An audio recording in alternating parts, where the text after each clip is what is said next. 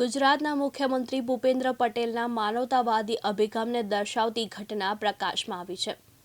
વાત જાણે એમ બની કે મુખ્યમંત્રીએ જામનગરના એક પરિવારની વિનંતીને માન આપીને પોતાના પૂર્વ નિર્ધારિત કાર્યક્રમનું સ્થળ બદલી નાખ્યું, જેથી એક દીકરીના લગ્નનો પ્રસંગ ધામધૂમથી અને શાંતિપૂર્વક સંપન્ન થઈ શકે।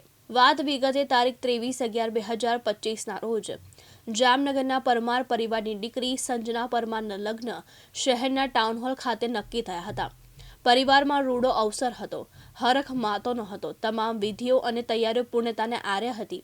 ત્યાં સમાચાર મળ્યા કે તારીખ 24/11/2025ના રોજ રાજ્યના મુખ્યમંત્રી ભૂપેન્દ્ર પટેલ જામનગર ખાતે પધારવાના છે। જામનગરના ટાઉન હોલ ખાતે મુખ્યમંત્રીનો જાહેર કાર્યક્રમ નિર્ધારિત થયો હતો।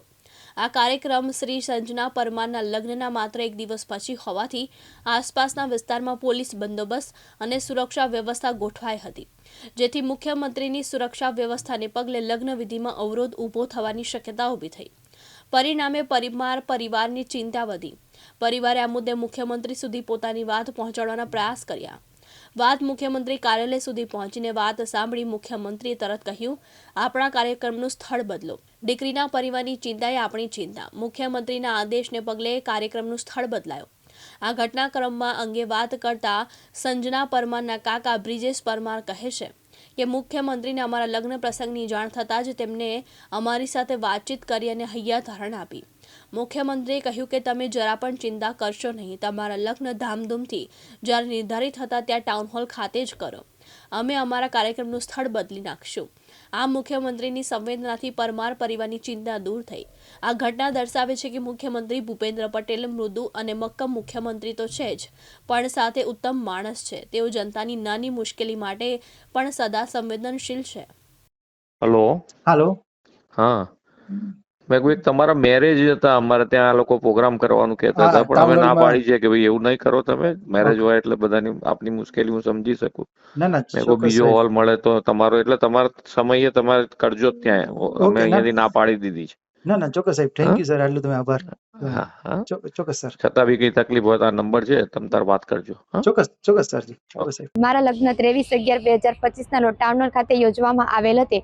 ટાઉન હોલ દ્વારા અમને જાણ કરવામાં આવી કે સીએમ સરનો કાર્યક્રમ ત્યાં રાખેલ છે, તો અમારો પરિવાર મૂંઝવણમાં મૂંઝાયો કે અમે કેવી રીતના પ્રશ્ન ઉકેલીએ આ ટાઉન હોલનો। તો અમને સીએમ સરની ઓફિસમાં અમારા પરિવાર દ્વારા જાણ કરવામાં આવી કે અમે અમારો કાર્યક્રમ કઈ રીતે યોજી। સીએમ સરની ઓફિસ દ્વારા અમને જવાબ આપવામાં આવ્યો કે તમે તમારો કાર્યક્રમ ટાઉન હોલમાં યથાવત રાખો। તેઓ સીએમ સરનો કાર્યક્રમ બીજી જગ્યાએ યોજવામાં આવેલ છે, તો સીએમ સર દ્વારા અમને ટાઉન હોલ લગ્ન ખાતે આપવામાં આવેલ છે, તે બદલ અમે પરમાર પરિવાર તરફથી સીએમ સરનો ખૂબ ખૂબ આભાર માનીએ છીએ। મારી દીકરી અને દીકરાના લગ્ન હતા, અમે ટાઉન હોલ બુક કરેલ હતું। તારીખ 23/11/2025ના રોજ અમે ટાઉન હોલ બુક કરેલ હતું બેબીના લગ્ન માટે। અમે તો 5 મહિના પહેલાં ટાઉન હોલ અમે બુક કરેલ હતું।